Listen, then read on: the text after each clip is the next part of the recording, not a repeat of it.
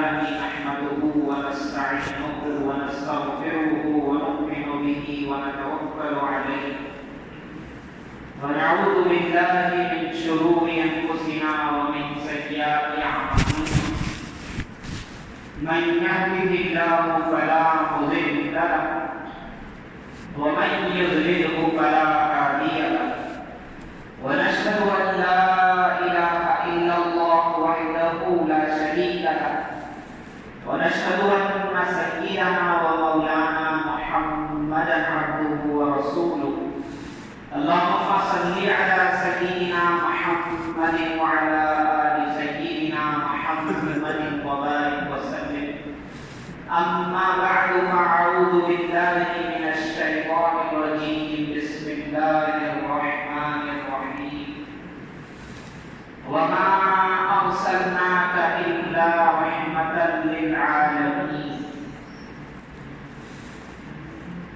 وقال النبي صلى الله عليه وسلم من نفس عن مسلم كربة من كرب الدنيا نفس الله عنه كربة من يوم القيامة أو كما قال عليه الصلاة والسلام. محترم حضرات،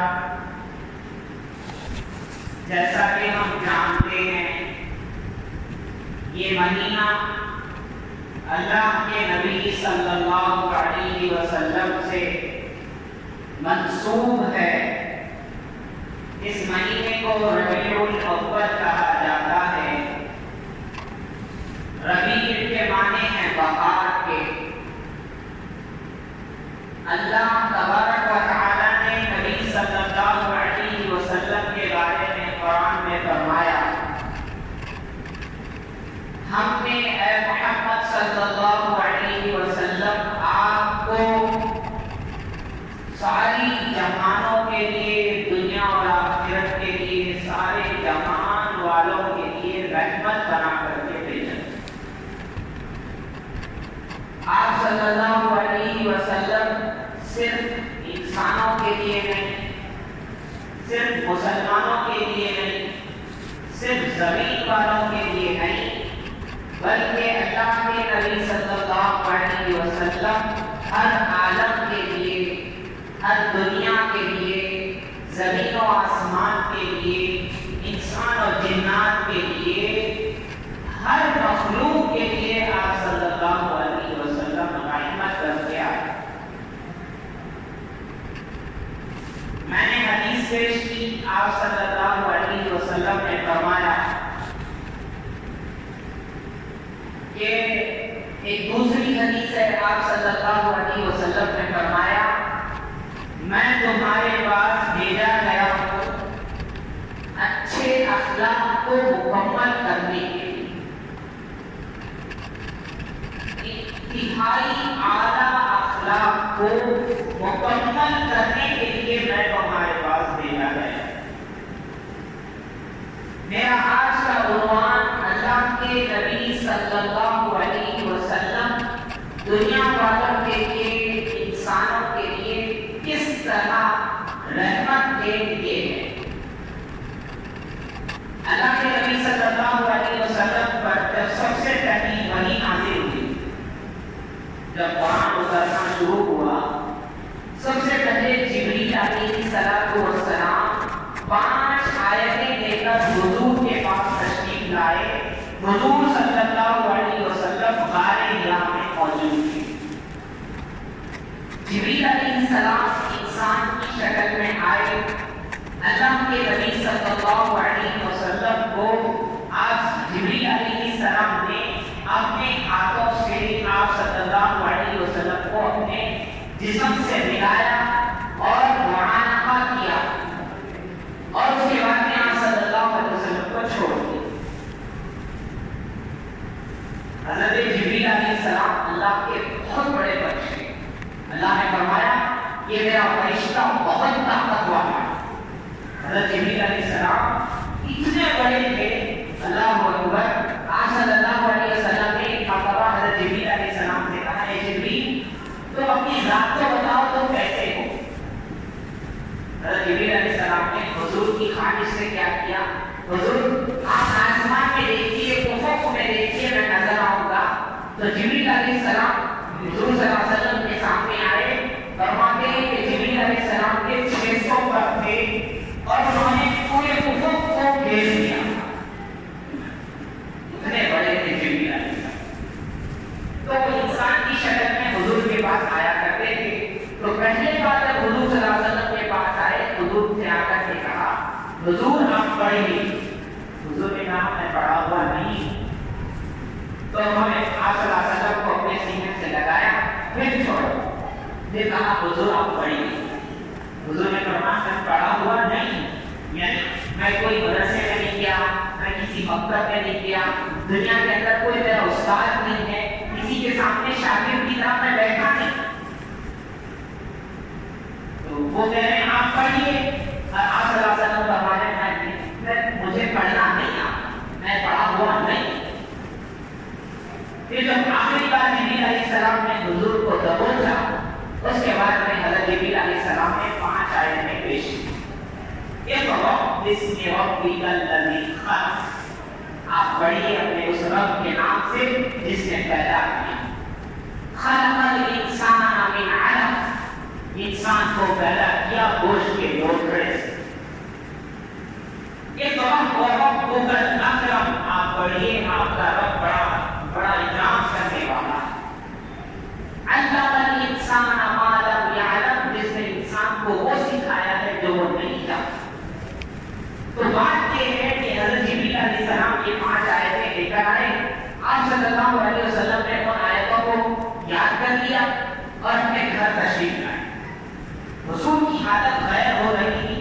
حضور بڑے تھکے ماندے تھے. آپ صلی اللہ علیہ وسلم اپنے گھر میں آئے. خدیجہ رضی اللہ تعالیٰ عنہ حضور کی پہلی بیوی ہیں. حضور آئے، کہا زمبیلونی، مجھے چادر اڑا دو، مجھے چادر اڑا دو. انہوں نے چادر اڑائی. اس کے بعد آپ صلی اللہ علیہ وسلم نے فرمایا حضرت خدیجہ رضی اللہ تعالیٰ عنہ اپنی پہلی بیوی سے، ہماری ماں خدیجہ الکبریٰ رضی اللہ تعالیٰ عنہ سے، اے خدیجہ مجھے اپنے جان پہ ڈر لگ رہا، مجھے اپنی نفس پر خوف ہو رہا کہ میں ہلاک نہ ہو جاؤں.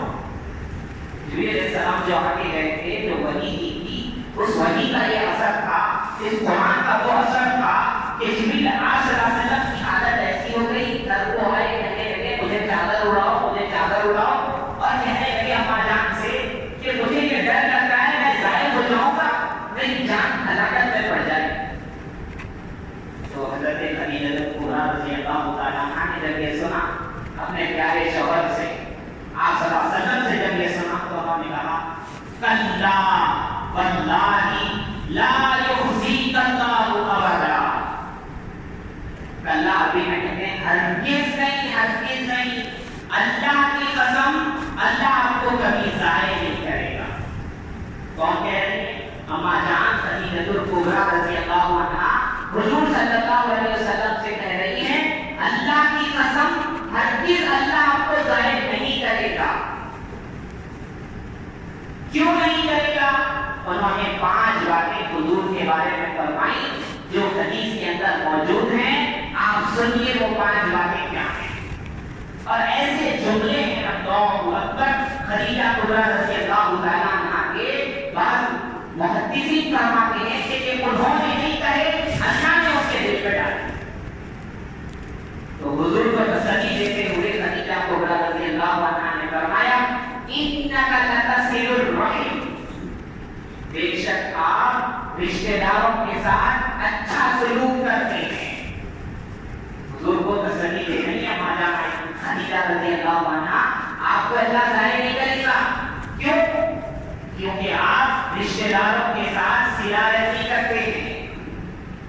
انک لتصل الرحم. اور جو رشتہ داروں کے ساتھ اچھا سلوک کرتا ہے اللہ اس کو ضائع نہیں کرتا.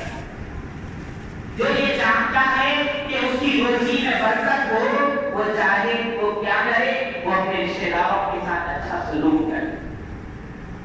آج کل ہم لوگ ایسے ہیں کہ دوستوں پہ تو بڑے مہربان،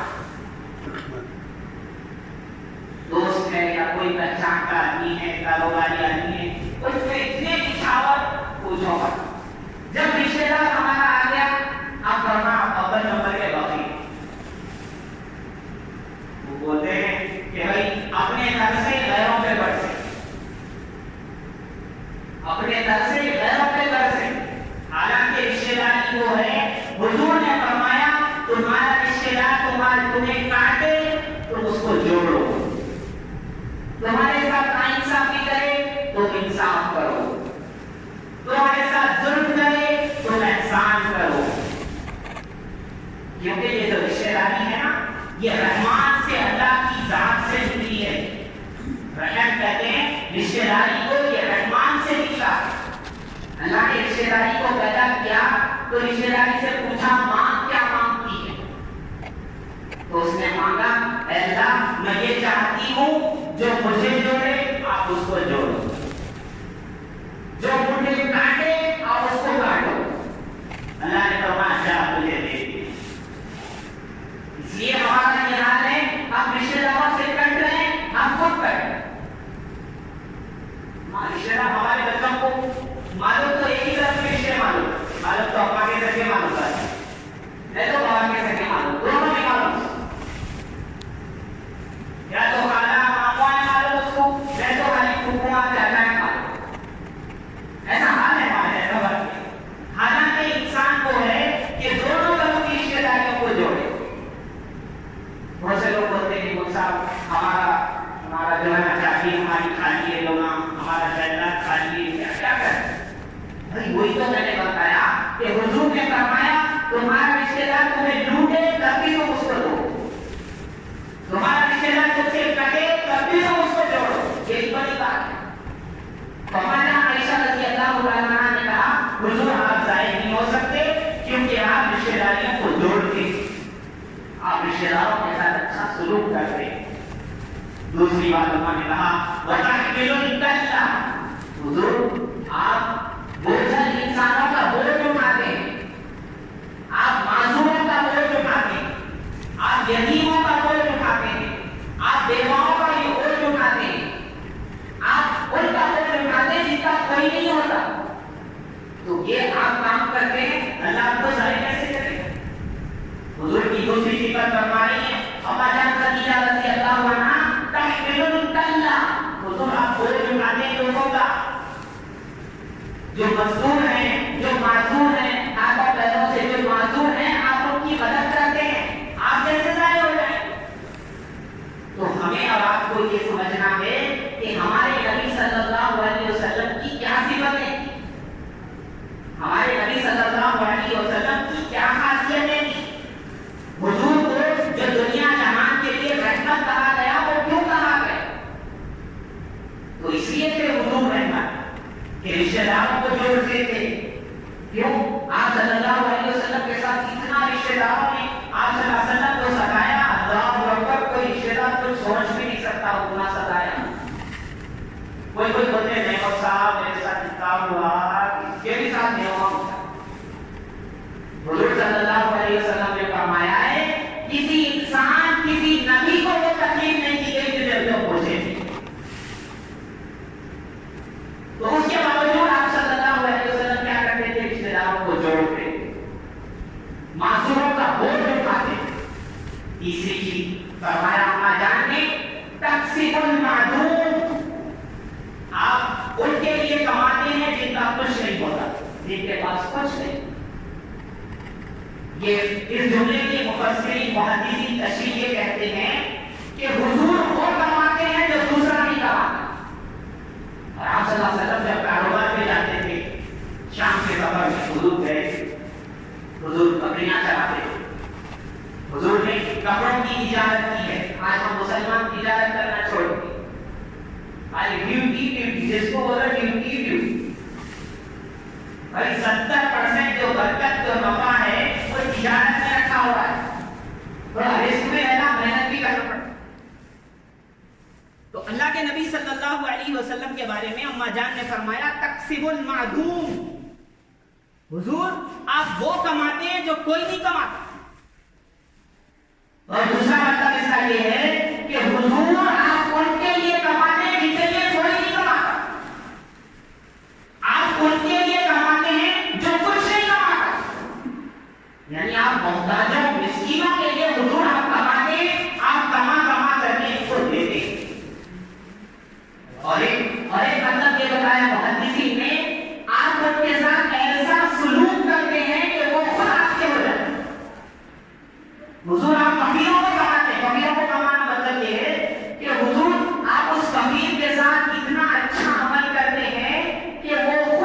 ہو جائے.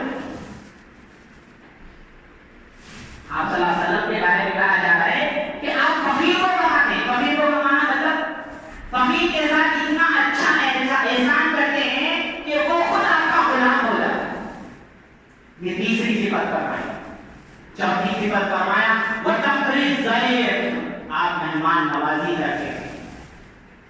حضور آپ کو اللہ ہلاک نہیں کر سکتا، اللہ آپ کو ضائع نہیں کرے گا، اللہ آپ کو قیامت کبھی رسوا نہیں کرے گا. کیوں؟ آپ مہمانوں کی مہمان نوازی کرتے ہیں. آج مہمان آیا تو ہمارے جہاں پیشانی پہ بل آ جائے. مہمان نوازی بھول گئے. حضرت ابراہیم علیہ السلام بغیر مہمان کے نہیں کھاتے تھے. حضرت علی رضی اللہ عنہ فرمایا کرتے تھے 2 دن سے میرے گھر میں مہمان نہیں آیا، کوئی برتن تو نہیں چلی گئی. فرمایا کوئی ایک انسان ہو چاہے غیر ہو، ایک وقت کا کھانا تو اس کو دینا ضروری ہے. رات میں اگر کوئی آئے، مسلمان ہو غیر ہو کوئی ہو، ایک وقت کا تو کھانا دینا ہی دینا ہے. فرمایا کم از کم مہمان نوازی 3 دن کی ہے. اللہ اکبر. باتیں بہت ہیں، وقت بڑا کم ہے.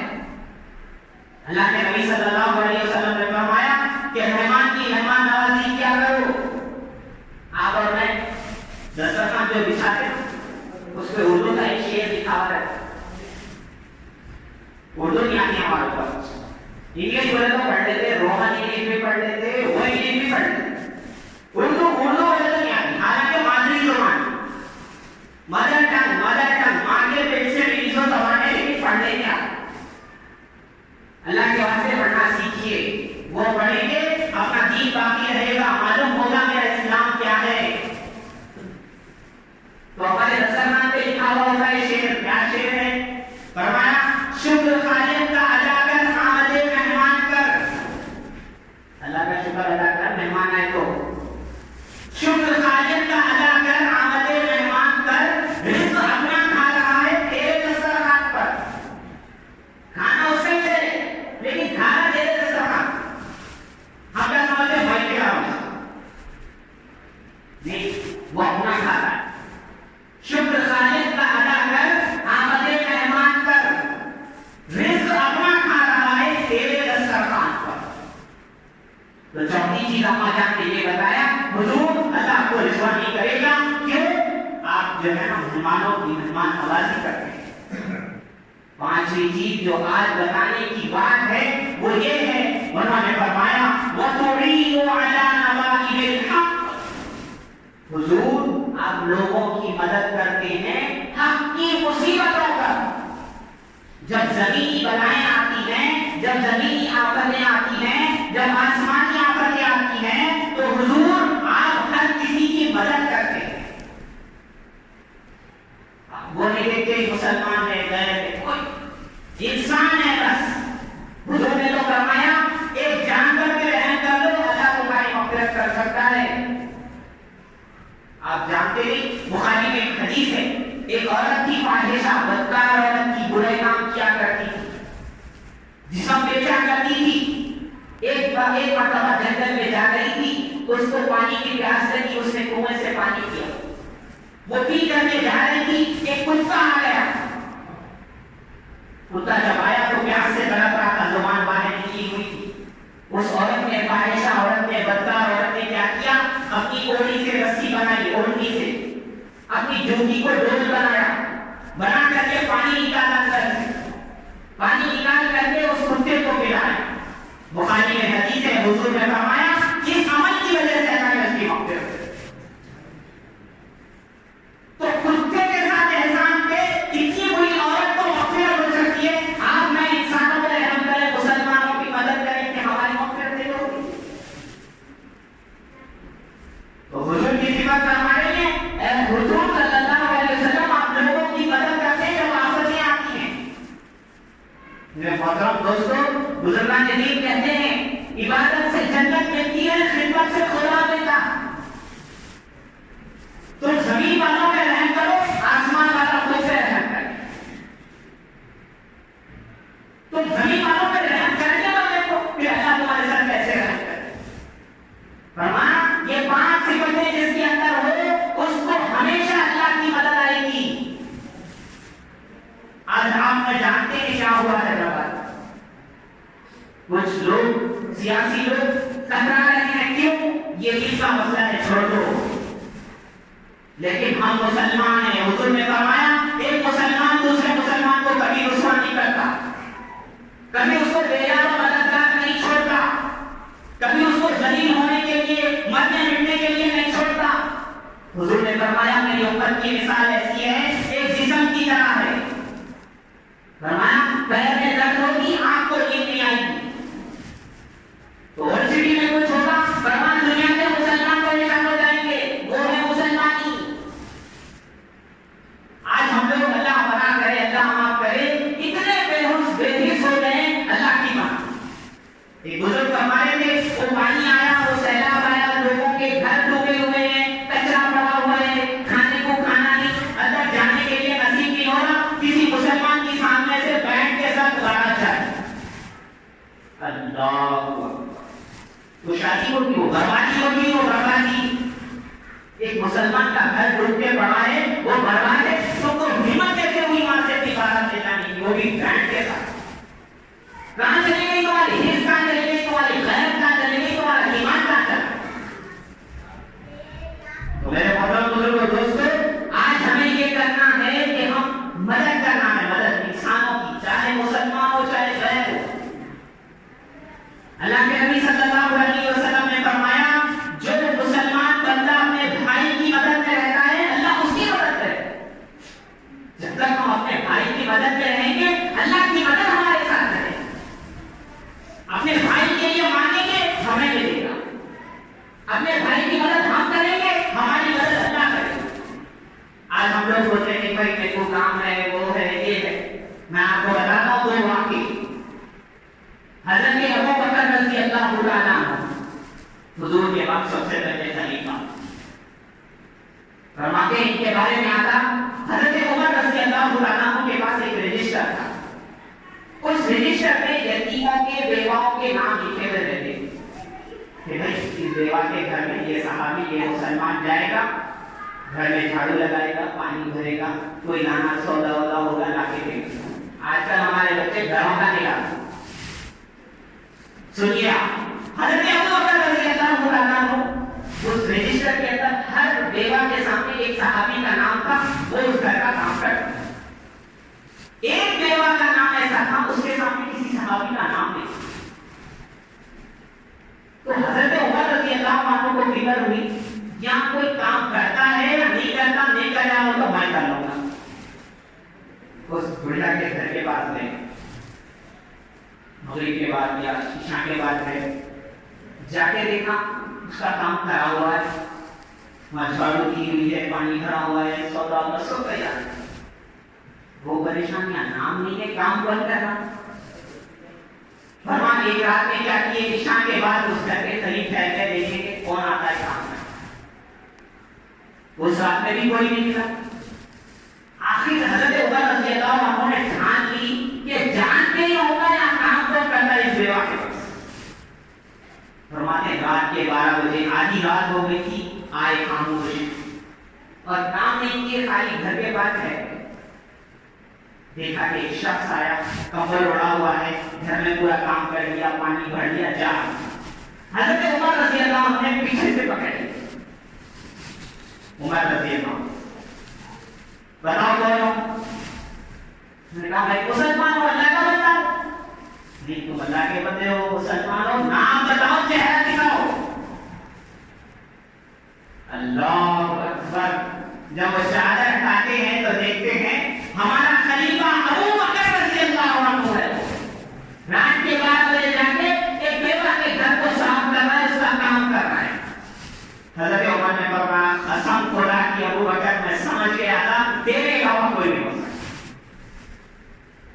تو یہ خلیفہ ہے، ایک بیوہ کا کام کر رہے، اپنے جسم سے کام کر رہے. کبائی کی جوانی کام کبائی کی کھا کے پیچھے جو بنائے کچھ تو کام کر کے جاؤ کہ وہ کام آ جائیں گے قیامت میں. اور ایک واقعہ سنیے. حضرت عمر رضی اللہ عنہ رات کے وقت میں چکر لگایا کرتے تھے، کہاں کیا ضرورت تھی. مدینے سے تھوڑا قریب میں دیکھا ایک ریگستان ہے، ایک خیمہ ہے، ایک عورت ہے. ہنڈیا پہ کچھ پکا رہی ہے چولہے میں اور کچھ بچے رو رہے. حضرت عمر رضی اللہ عنہ نے دیکھا اور ایسے کہا بچوں کو رلا کے رہے ہو.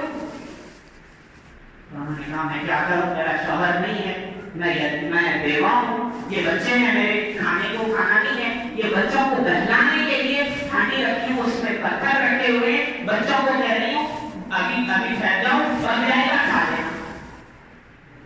وہ بہلا کر کے وہ بچوں کو ویسے ہی سلا دیا, بچے رو رو کے سو گئے.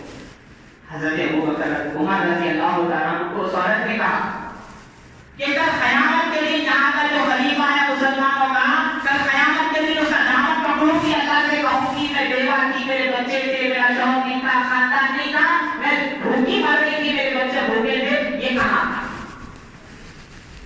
حضرت عمر رضی اللہ عنہ کو نہیں معلوم, اس عورت کو نہیں معلوم کہ عمر رضی اللہ عنہ آنکھوں میں پانی آ گیا, فوراً بھاگے, اپنے غلام کو اٹھایا, اس سے گدا جہاں پھنسا تھا وہاں گدوانا لگایا, پھیلا لیا, ایک آٹے کا تھیلا, کچھ پیسے دیے اور اپنی کمر پہ رکھنے لگے. غلام نے کہا حضرت میں کس کام کا, میں کس ماس کی روا ہوں, گاڑی میں اٹھا لوں گا. حضرت عمر نے کہا اچھا قیامت کے دن بھی اٹھاؤ گے میرا بوجھ؟ نہیں حضرت قیامت میں کوئی کسی کا نہیں اٹھا سکتا, میں بھی نہیں اٹھاؤں گا, تو چھوڑ دو, بس میری کمر پہ اٹھا کے رکھ دو, جاؤ اپنا کام. تو لے کے گئے, آٹا لے کے, پیسے لے گئے, اس عورت کو دیا. اس عورت سے کہا ابھی پکاؤ, اور دور لا کے بیٹھ گئی. عورت پکانے لگی, عورت سے کہا یہ بچوں کو میرے سامنے کھلاؤ. عورت نے نیند سے جگایا, عورت نے پکا پکا کر اچھا سا کھلایا بچوں کو. اور جب وہ بچے ہنسنے لگے, جب ان کے دل کو سکون ہوا, اور تب عورت سے کہہ دیا دیکھو مجھے کیا خبر کیا تمہارے ساتھ یہ ہو رہا ہے, میں ہی عمر ہوں, کل آ جانا مدینے میں, اپنا حصہ لے لینا, مجھے کیا خبر تمہارے ساتھ کیا آپ نے. تو میرے محترم حضرات, ہمارے خلیفہ یہ تھے حضرت عمر رضی اللہ تعالیٰ عنہ. اللہ تبارک و تعالیٰ سے دعا ہے اللہ ہمیں سمجھ عطا فرمائے, اللہ ہمیں انسانوں کی خدمت کرنے کی توفیق عطا فرمائے, اللہ ہمیں بندوں کے حقوق ادا کرنے کی توفیق عطا فرمائے, اللہ ہمیں ہماری جسمانی زندگی کو, ہماری زندگی کو اللہ دوسروں کی مدد کے لیے قبول فرمائے. اللہ تبارک و تعالیٰ تمام مسلمانوں پر رحم کا, کرم کا, عافیت کا معاملہ فرمائے. آمین و آخر دعوانا